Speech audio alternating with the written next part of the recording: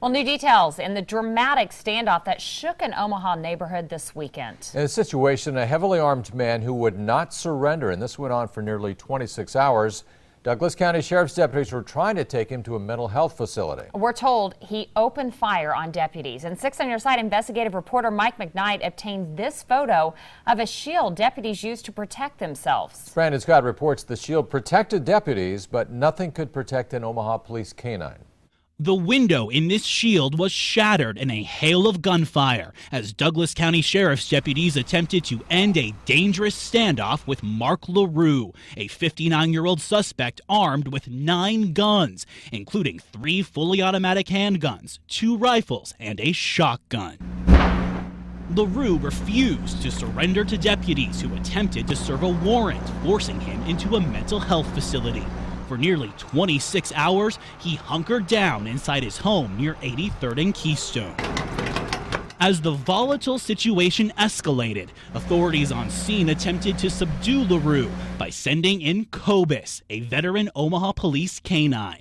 But LaRue allegedly fired at Kobus and killed him. I arrived on scene after Kobus had been shot and assisted with the retrieval of his body after the standoff was over. Omaha Police Sgt. Steve Worley worked with Kobus in the department's K-9 unit, where K-9s and their handling officers are partnered around the clock. After working a shift together for 8 hours, you go home with that dog.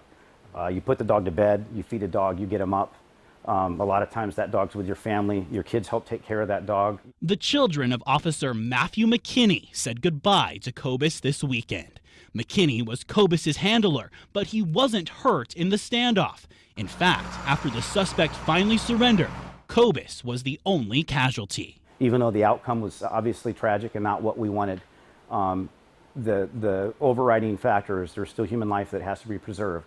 And K-9 Kobus basically gave his life for that.